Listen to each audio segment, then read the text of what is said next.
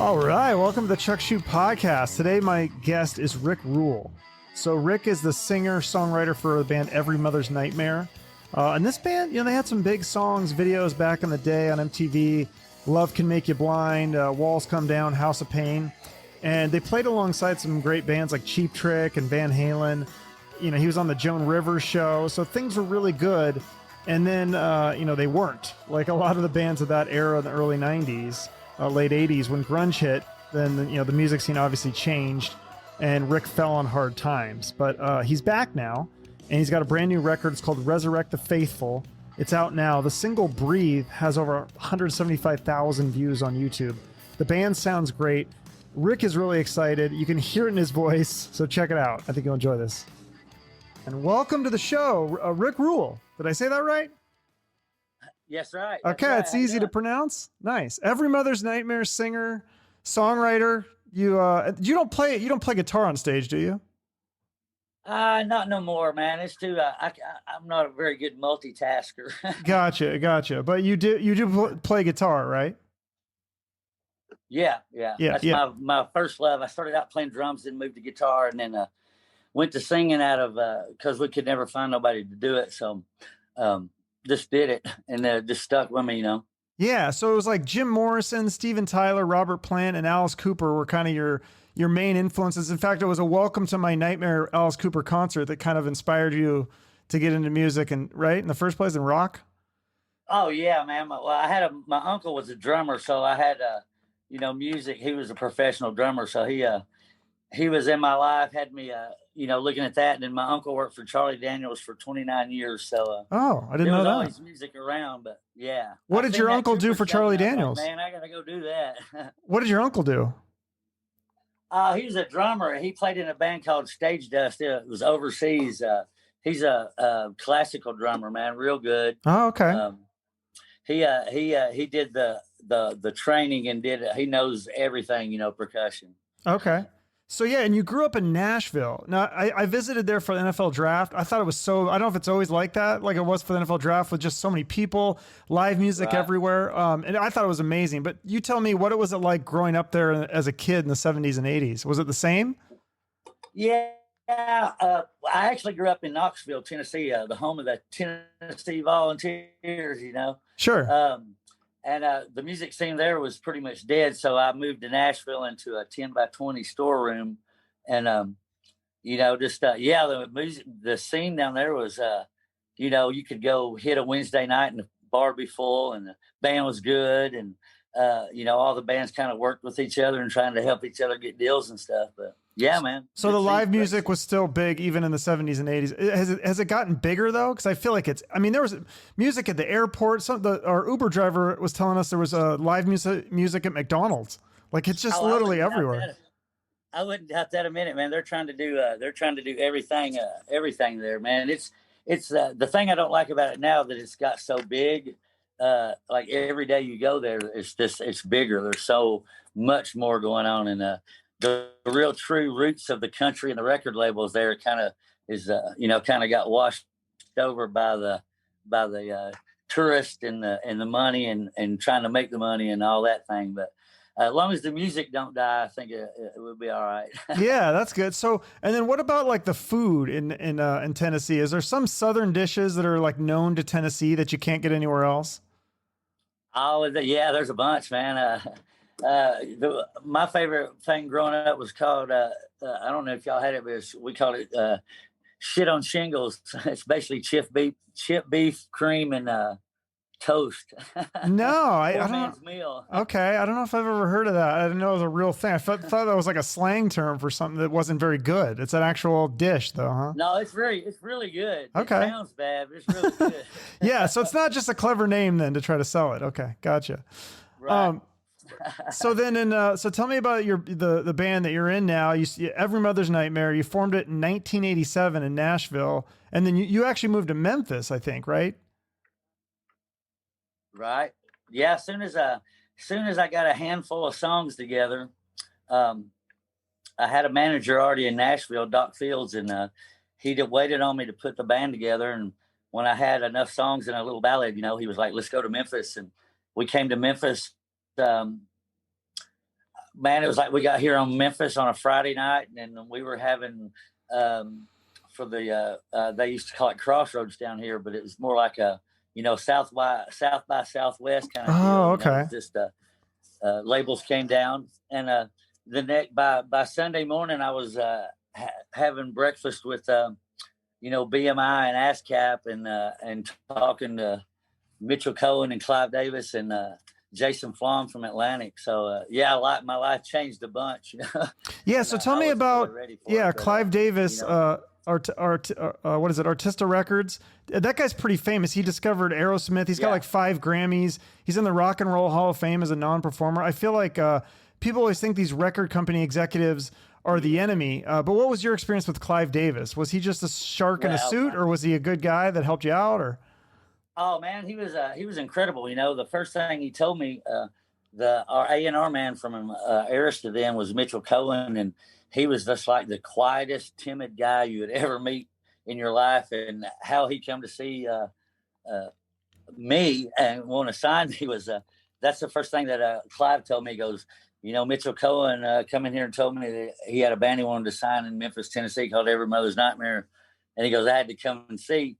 And, when somebody like Clive Davis, says they're coming to see you play, we didn't have nowhere to play. So we built a stage in a warehouse and got a PA crammed in there and got a bunch of our friends' bands to play, and got some beer and told everybody it was free. And he came down, took my boots off my feet because they were held together with tape and guitar wire and everything. And he put them on his desk. They stayed on his desk for probably a year. But no, that dude was, he was incredible, man. He's had his hands on, like you said, Aerosmith, Janis Joplin, just Whitney Houston, God, just everybody he's touched was gold. He touched me, but I wasn't ready for, man, I had my band together when I got my record deal. We had a handful of songs, and then we played 13 shows. And then the next thing we were in a studio recording a record. And, all we knew we wanted back then was we had to have a record deal, Yeah. So didn't really know what to do with a record deal. But yeah, well, didn't know what to do with it when we got it. Yeah. So your record 1990 comes out, self-titled debut. It's number 146 on the Billboard Top 200, which is pretty good. And then you have that single "Love Can Make You Blind." It's on the Walls Come Down, a couple singles on MTV. So did they tell you when they're going to play your video ahead of time on MTV, or you just submit it and hope for the best, and then you're surprised when they actually show it? Right. That's usually what happens. There was the case of the Walls video. I think it was the first video we did. Okay. Clive Davis himself. We were at Arista, and he had the video in his hand, and he walked it over to MTV himself and gave it to him. Wow. And I think that helped it get played, but it was pretty cool that he did that, and we kind of had a little bit of a knowledge of when it was going to get played, and it was maybe going to get played. So, okay.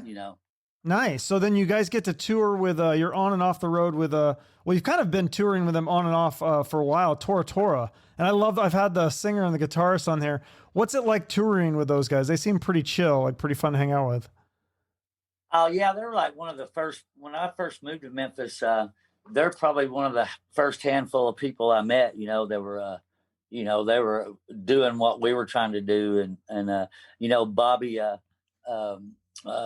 can't even think right now, but the Rock City Angels were here, and just a lot of great bands. Joanna Dean was here, and R.T. Scott, and a bunch of, the music scene when I got to Memphis was just crazy wide open good, Yeah, no, that's awesome. And then besides Tora, you got to open for Cheap Trick. And you said that was one of your favorite bands to play with in the 90s. You got to use their whole stage. What was that like?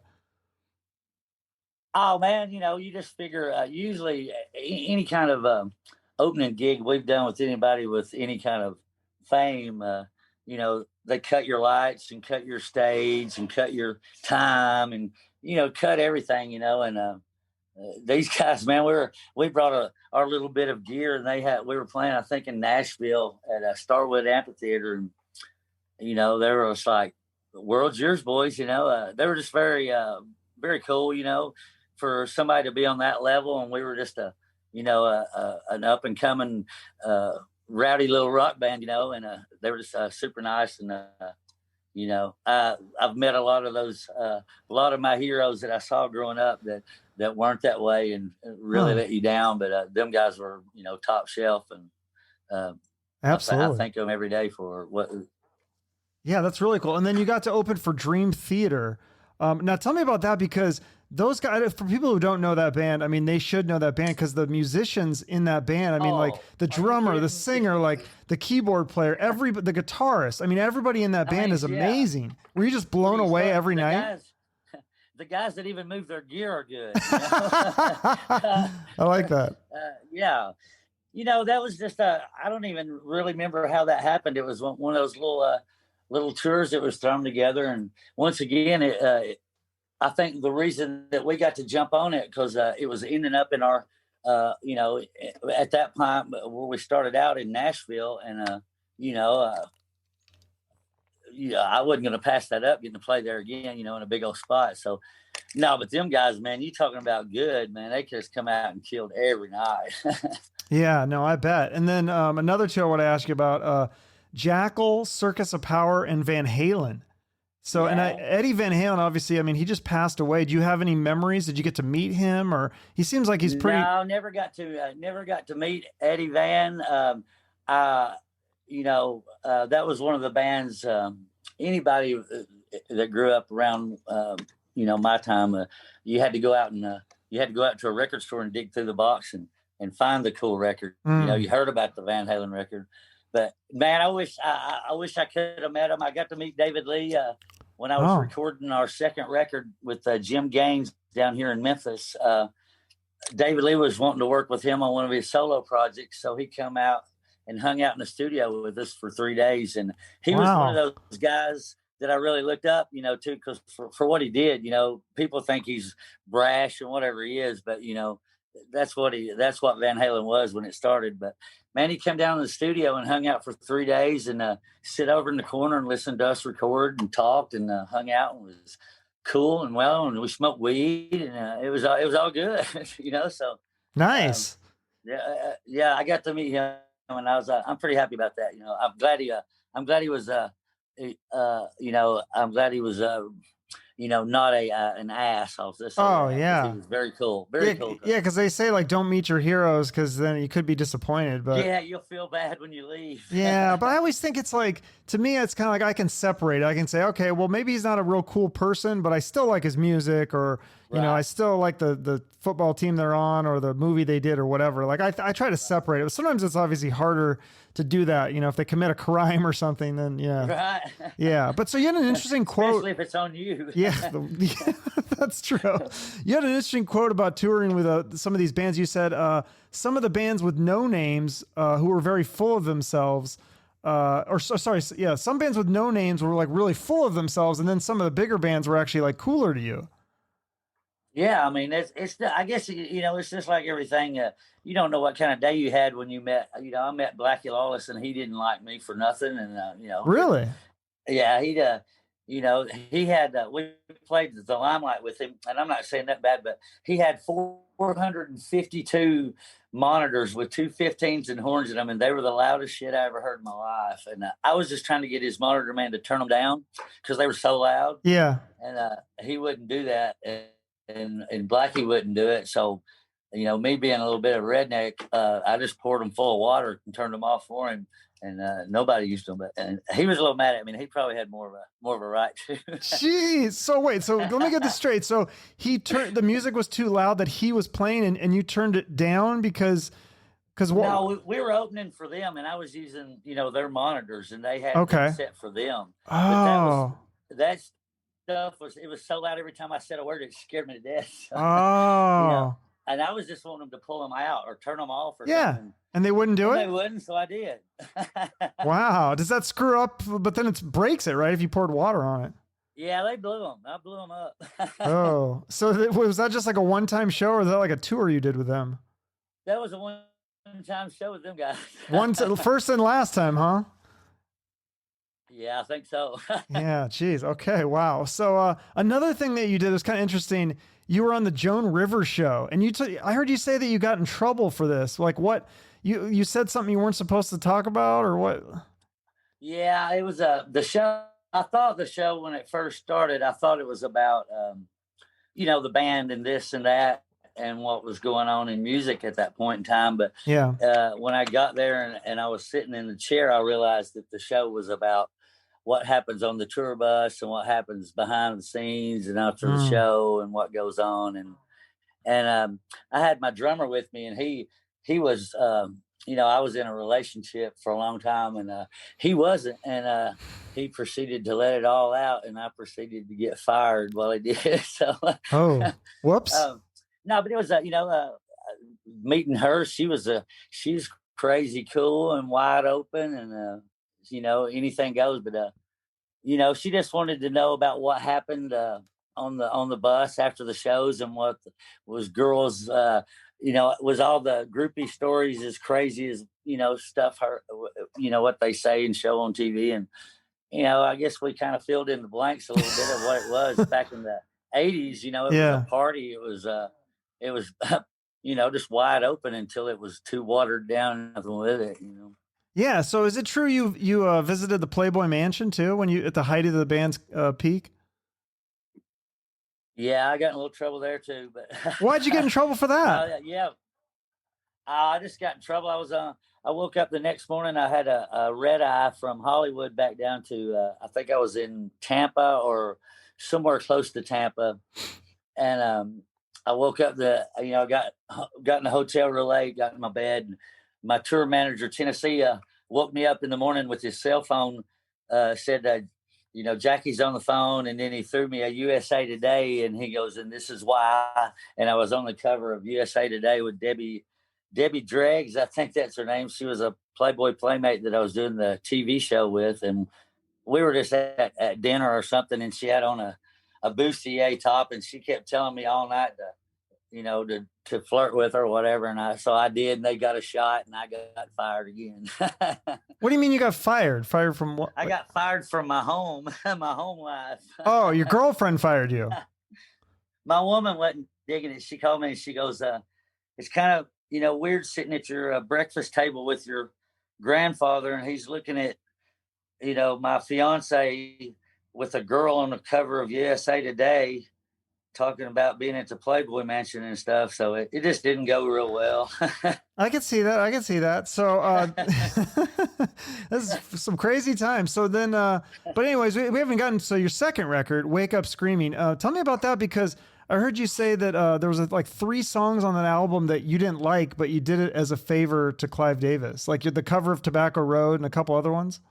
Yeah. I mean, I call it when when I did this thing, I was real gun-ho about doing what this band was. And this band has always been about nothing but being a, straight gut rock and roll band. And, you get people that are backing you and doing your thing and spinning the dough. You gotta give and take and do, what you gotta do to make it happen. And he called me and asked me if I would do these 3 songs. And he asked the Tobacco Road, and it had been done to death.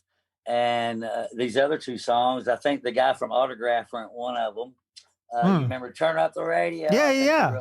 I love that song. And and they were good little hit songs. But the thing about it is when we were out touring and writing on the second record, Wake Up Screaming, we were on the road watching grunge, come in every night. Opening bands were more grunge. So the record label, Clive and them were going, man, we need another Love Can Make You Blind. And I was going, man, Love Can Make You Blind's gone, man. The ballad days are going. This music that's coming up is street music, man. It's it's more more low budget and more bang for the buck thing. But I sold my soul for, he said I'll get this on a movie, and he gave me a little bit of money, and I sold my soul to the devil, because right then it all went downhill, because I didn't like, not that I don't like the songs, but I didn't want to cover Tobacco Road. David Lee Roth did it better than I'm going to do it. Yeah. And all the other people before, I can't do nothing for it. Yeah. So, So, and I mm, did them and I paid the price and here I well, yeah. am. So you guys had to kind of scale down, and you played some clubs and some smaller venues. Who did you tour? Do any tours off that record with any bands on that one? Oh yeah, man. I mean, we played with, man, we went out with, we did a bunch of shows with, I can remember the band like Green Jello and, Oh, just all kind of bands that we wouldn't be associated with, okay. if considered being an 80s band. But, we always got offered tours like Winger and stuff like that. And nothing against none of them cats, but, um, they were, and that would have been big tours to get on and be in front of a lot of people. But we just wasn't that kind of band. We're just a little different. I don't know. Mm-hmm. We would pass on it and go out with somebody like Circus of Power or Spread Eagle or somebody like that. Yeah. No, those are some good bands. So then, so Jim left the band. You still keep in touch with him. Is this around the time you started doing the motorcycle racing? I pretty much raced motorcycles since I was, I'm gonna say 5 or 6. I started Okay. riding. And that's my probably my really my big thing. That's my drug. So yeah, I raced motorcycles and bicycles and dirt bikes till my daughter was born. So I Mm-hmm. started breaking my hands too bad, so I had to quit that when I had record deal and broke. I had a little girl going, "Daddy, I'm hungry." So yeah, man, I into everything. Yeah. So yeah, speaking of the drugs, so you did get into drugs for a little bit, and then I heard you talking about you got A into little crystal bit. meth. Can you like tell me how you got Oh into man, that that? was the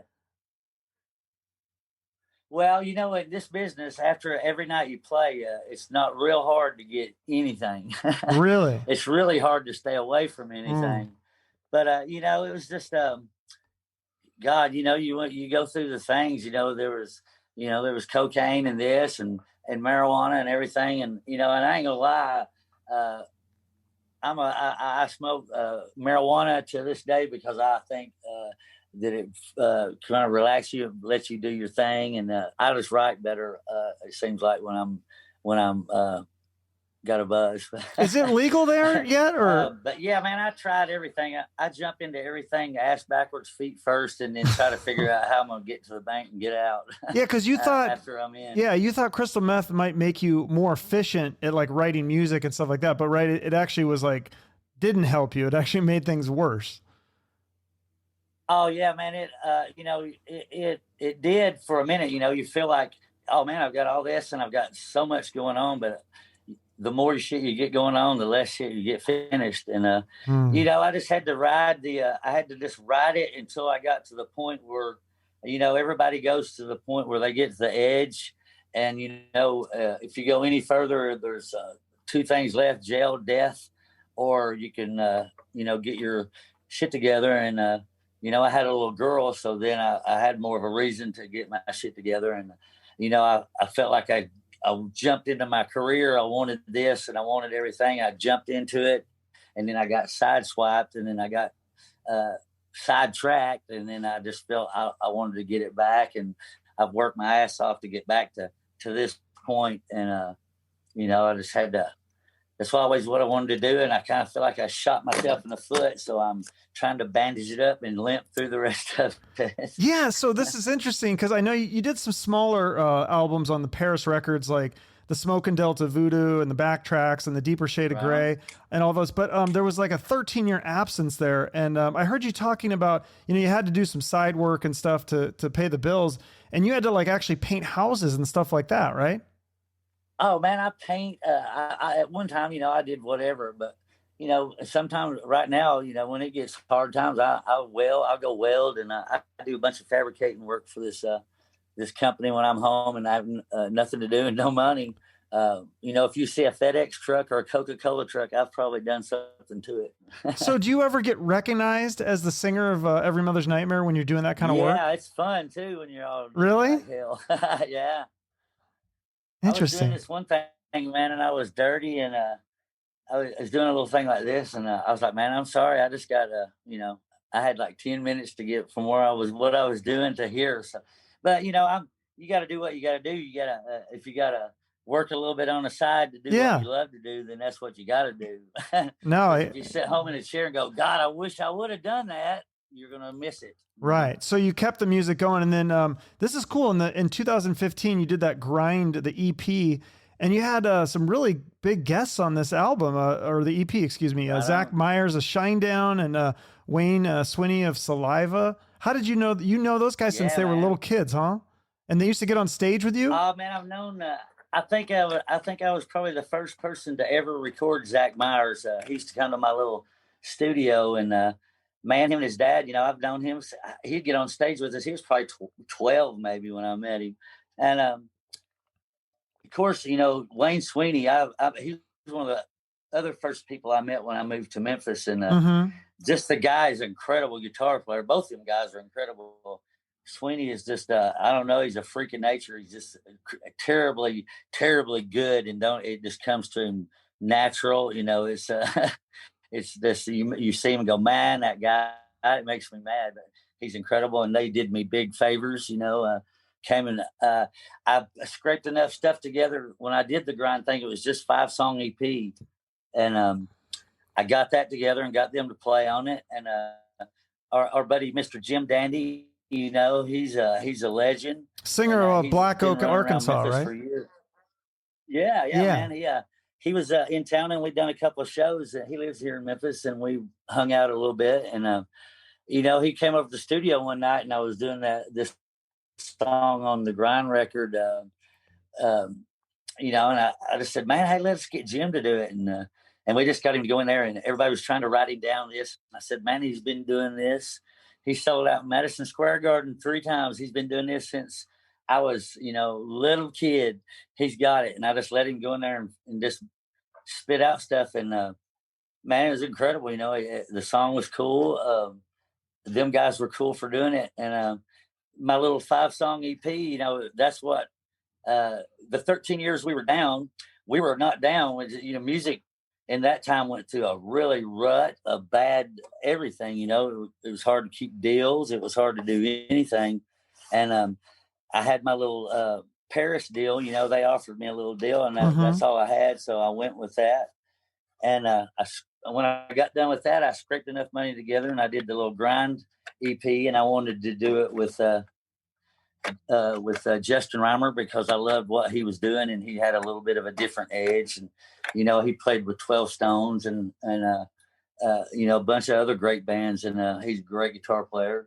And he had a studio down here, and he did me a solid buddy deal too on doing the 5-song, and I got that done. And the first couple of shows I played, I went to Houston and run into my buddy Larry Petroff, and he works for KNAC, and he's come and seen me play every time I've ever been in Texas since my first show there. And he came up after the show, and we hung out, and he got him a 5-song EP. And the next morning after he heard it, you know, he called Bill Chavis from Highball, where I'm at now. And because me and Bill had been friends for a long time, and he just said, hey, Chavis, have you heard what the Nightmares are doing, or what Ruhl's doing?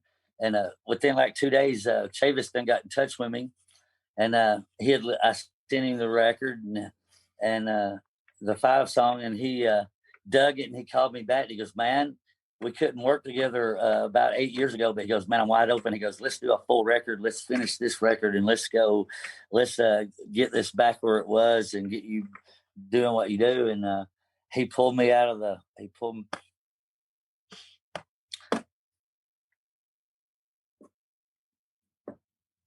pulled me out of a bad spot. Yeah, I could tell you're getting a little emotional about that. So he really helped you out, huh? Yeah, he's my partner, man. He's got my back on a lot of things, and but he pulled me out of a bad spot, and he said, let's finish this record. And he said, you got any more songs? And I said, man, I got 200 songs. I've got songs everywhere. I'll write you 5 tonight. So that's what we need. What was the bad spot? Just back in and just stuff with you know, like I said, I'd scraped up every dime, every penny I could to do that record, and I'd asked every favor. I'd asked all of my friends, you know, Zach and everybody. Everybody done me solid, and I didn't want them to be bad, and I wanted it to be, you know, where they didn't look bad. I didn't want to make them in any kind of thing. And and just I'd almost pretty much gave up on what I'd been doing and what I started out doing. And when Bill called, he was like, "Man, let's get it going." And he goes, he just said, "Man, we're partners, 50-50. We'll do." He goes, "I got your back. Wow. You don't send me the songs, we'll go through it." And I love the cat, man. He's done so much for me and my guys in my band. When we went to do this record, he I didn't let him hear one song until he came to the studio, and we were pretty much done recording it. Every day he would go, "Send me a song, Ruhl." I'm like, "Man, I can't." Because this record was just something a little different. We'll get into that. Yeah. Later, but let's talk best about cat in the world, man. Yeah. Let's talk about the new album, Resurrect the Faithful. There's actually a 30-minute documentary called Here's to the Ones. I watched it. It's free on the Brave Words Facebook page. And you talked about how, you didn't want to write the same album twice. So every album's going to sound different. So tell me about this one, because first of all, what does the title refer to, Resurrect the Faithful? Well, I was, this song, Gunnar had written the music for this, or the pieces of the music. And one night when we were, in a writing session, we were working through it, and Troy Fleming, my bass player, he's been with me a long time. He was just kind of messing around at first, and we started changing, the little bit of how he had the song structured, and it was making Gunnar mad a little bit. I could tell we were just kind of working on him a little bit because it was his song. He was proud of it, and so then I jumped on board, and I'm like, "No, we got to change it. We got to change it."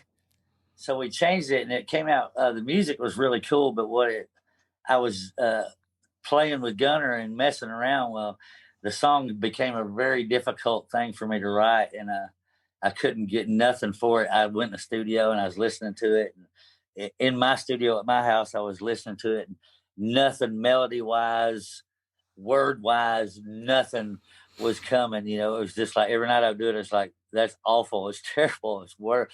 And we were in the studio one night tracking it, and just the music and the way it started and everything was so cool. I just went out in the control room and said, "Dude, it's not happening tonight. It's just the words are not coming, the feel is not coming." And it was just, there was so much stuff I was trying to cram in here. So I went home, and me and my little boy were cooking macaroni and cheese and just messing around in the kitchen, and just talking and saying things. And he said something, I said something, and I started going, I said, "Resurrect the Faithful." And I was like, and I was like, "Resurrect the Faithful." And I was like, "That's pretty cool, And so I started humming that. And by the time I was done macaroni and cheese, I didn't have a chorus going. And I dropped out the line. I was like, "I say to you, I'm going to resurrect the faithful. I will not be." And I called him back. I said, "Hey, man, everybody still down there?" And he's like, "Yeah." I said, "I'll be there in a minute." So I gave my kid macaroni and cheese. I went back to the studio. Wow. That's amazing to hear the inspiration was macaroni and cheese. Right. Right. Yeah. And it's something my kid said. It just sparked and hit me in the head. And I was like, "Oh, cool." I dropped one line out. It fell together. I called them. I said, "Give me 2 or 3 passes. If we're not in the ballpark or something's not workable, salvageable, or whatever, we'll can it, and I'll go home and I'll start working on something else." And he gave me 3 passes, and I run through there, and I kind of pieced the course together enough where he'd get the idea of it. And I come out in the control room. I said, "Where we at, man?" And he said, "We're recording. Get on in there." So I recorded the whole thing that night, and the record before that night was we were calling it Fray. And I called Bill that night. I said, "I think we're going to change the name of the record." And he said, "What are you changing it to?" And I said, "What do you think about Resurrect the Faithful?" And he's like, "That's pretty cool." He goes, "Can I hear the song?" I said, "No." Anyway, he ended up flying to Memphis a couple of days later. We were pretty much done tracking and everything. And when he heard the record, he came out and he was just like, he goes, "Man," he had the documentary crew were there the next day, and we started on that. So. Yeah. So, and then tell me about the single "Breathe." I heard this even before the whole album came out, but it's a great song. And then I saw the video too. The video's got like 175,000 views on YouTube. So it's got a lot of exposure. I thank everybody for that, because it jumped. I was thinking, if we make 1,000 views, I'll be like thumbs up. Yeah. And at the end of the day, we were at 40, and then the next day we were jumped up, and the fourth day we were at 160 something. I was like, I was blown away, and I thank everybody for that, because this business is about the fans, and that's what really matters. And if you think that it's not, you're way off base. Oh, definitely. Yeah, no. So the song, it kind of has like an Alice Cooper vibe to it. Am I correct to say that? Oh yeah, man. Everything is going to be, that's the thing about writing this record is I set everybody down in the studio in here, and I was like, what I want to do is I don't want to rehash another record. I don't want anybody to go, this sounds like the last record, or this, I would much rather somebody go, this don't sound like none of the records. And I was like, to me, you got to evolve, and you got to push your boundaries, and you always got to listen to what's happening. Back in the day when grunge was coming in, everybody was going, I hate it, I don't want it now. But I was like, I watched it come in. So I was like, this is street music. This is cool. Alice in Chains, and them bands that came out right there. Alice in Chains is probably one of my favorite bands ever. So my whole life growing up writing songs, all the bands that I loved and what I loved about them, that's what you do when you write. If you ask me, you take little pieces and feels of all the stuff, and then you make your part with it. But that's what I told them. I said, I want to do everything on this record, even if something as little as the drum fill coming into a song, or the intro, or the chorus passes. I started doing my choruses, doing a lot of 3 lines, and then going back into a verse and finishing my tags, and this stuff different, where it's not like, the same cookie cutter type song. And I just said, I just want the drum fills, everything from drum fills, punches, songs, content. I'm not worried about riffs. I just want, when you hear it, what's good. When you hear something good, it hits you in the gut, and good from shit. And that's just, that's it. And it sounds great. And we started writing that way, and we started writing Breathe. And I even, with the first verse, there's no time for introductions, you see. I wanted that to be different. I wanted it to be like if you were sitting down in the floor somewhere, and we're all in with our, little Indian position, and you're, smoking a bowl or whatever, or talking. And I just that's where I wanted it to be, just, talking to somebody. And when the first chorus hit, it's almost like such a breath. When I heard that, the first thing I thought of is, I gotta breathe. Yeah, no, it sounds great. I was scared to play it for the band. I'd been doing it here in my studio and singing it and doing all the little different passes on it. And I brought Troy and Alan Bone in here secretly one day, and I played it for them, and they were like, dude, that's where we need to go. And they dug it. And so that was a weight off my shoulder. And that was probably the last song that we had written.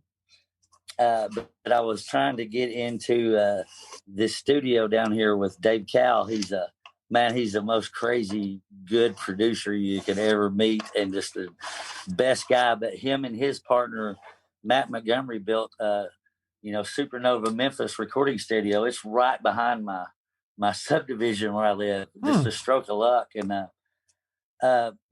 I went down there one night. They wanted me to come out and look at their studio, and we were hanging out. And I've been wanting to get in there and talk to Dave anyway. So I went down there and sat, and we were watching what they were doing and listening to what they were doing. And they finally just turned around and said, hey man, you come here and do your next record. He goes, it'll sound this big, and it'll cost this much.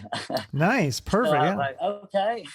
Yeah. So Breathe, I had almost finished, and we wanted to see how his producer hat was. So we went a week down there, and we showed him Breathe, and we recorded it, and it came out, I was like, that's where I want to go. I want to, it's still EMN, but it's got to be, different. This is a whole new world.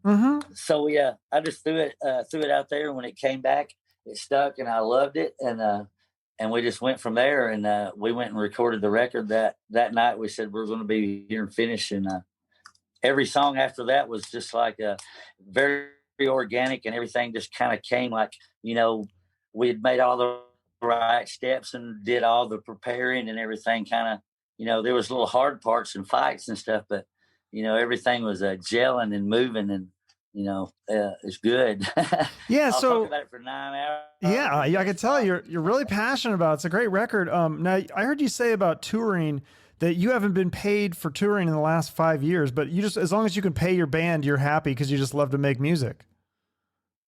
Man, I haven't been paid, other than, what needs to be paid for the band. The band pretty much, the band covers itself when we're out on the road and stuff. And okay. And if I can make it happen, if I come home with a little extra money or whatever, more power to it. But, long as I can survive and my kid don't goes hungry, we're good. Yeah, well, I mean, like, because you've played some pretty big shows even recently. You got to play with Bret Michaels and Warrant and who else? I mean, yeah, I mean, we kind of did, we did maybe a dumb thing, but we got tired of renting $8,700 every couple of week tour buses, and so we bought a tour bus, and we pay for that and all that kind of stuff, and crew and driver and band guys and whatever needs to be paid. I don't care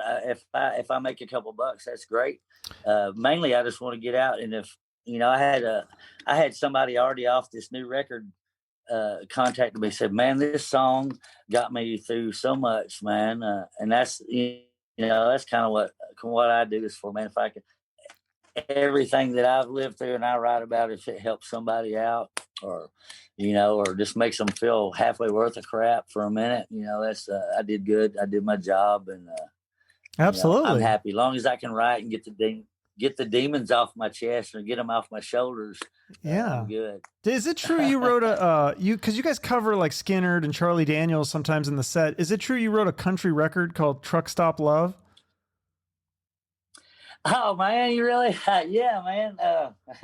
Me and my best friend Craig Chambers, he's been our tour manager, and he started out just being, just one of the guys that went out and helped us. But he ended up being our tour manager and just doing everything for us. And me and him, we had this, everywhere we go on the road, we stop. You stop at truck stops on the road, and that's what you kind of live vicariously through. Love truck stops and whatever out there. But we started doing this thing where every time we'd go in a big Love's, and they got hats and cowboy hats and this different thing and bolo, Craig would come out and he'd have a different outfit. So we started doing the EMN Christmas crew calendar with Craig, and it was just cowboy hats, riding stick horses, or bolos, or just the worst outfit he can find. And we started writing this record. It's called Truck Stop Love, and it's just funny country, kind of real country, truck stop sounding songs about stuff that happens at truck stops. That sounds funny. Yeah, it's funny. I hope that's released someday. Did you guys have any tour dates for Every Mother's Nightmare lined up yet? I know that it's like kind of hard to tour during the pandemic here, but right. Right now, I know we had we've had a big pile of. We had 6 overseas shows that canceled, and they pop back in. They'll cancel them for so many months, and then when you get there, they're like, "Well, we got to cancel it." So I don't really know what. I know we got November 7th, maybe kind of for sure, and then the rest is up in the air. Up in the air. Okay. Well, thanks so much for doing this. Yeah, I always like to end with a charity. I don't know if Bill told you. Is there a charity that you like to promote or want to throw a shout out to? Yeah, man, I'll give you the whole idea behind the documentary and stuff. The name of the documentary is "Here's to the Ones." Yeah, and there's a song on the record called "Here's to the Ones." And when I was writing this record, when I would be somewhere welding or something, or just I was listening to just country, what's happening on country radio now, and old country and this and that. But I was just listening to every song that came on there, and I'd met a couple of these guys, but every song come on the radio was like, man, this song goes out to the guy that didn't make it and didn't come home, and this and that. And look here, I come from a military family, grandfather, uncles, everybody.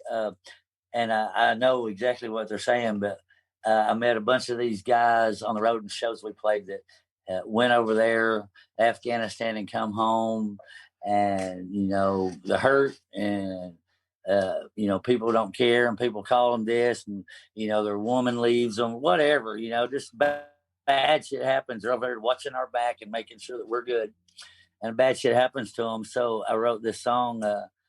Here's to the ones that came back home, and I celebrate both of them. But I met this kid in Texas when we were playing, and he's the guy that really brought this on. Was this the guy that lost his leg, Mike, or whatever? Yeah, man. His name, I call him Mighty Mike because I signed his leg, and he just was the coolest kid. He had been hit, by what do you call it? A bomb, a bomb. Sure. We don't even think about it. He got hit by a bomb. He got hit in the head, lost a leg. And when I talked to him, he was so cool, but you could tell in his eye, man, that he had seen the real deal.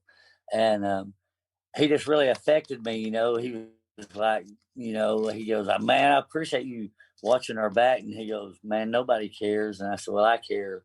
And I gave him, I gave him pictures or whatever, and hung out with him, signed his leg, and he was just the coolest guy. And I was just like, I want to do a song about all these guys that, this guy that contacted me the other day, he goes, man, as soon as I went over to war, he goes, I went in there 3 days, and my girlfriend, high school girlfriend, called, wrote me and ended our relationship and this. And I was like, damn, damn, what Ouch. else?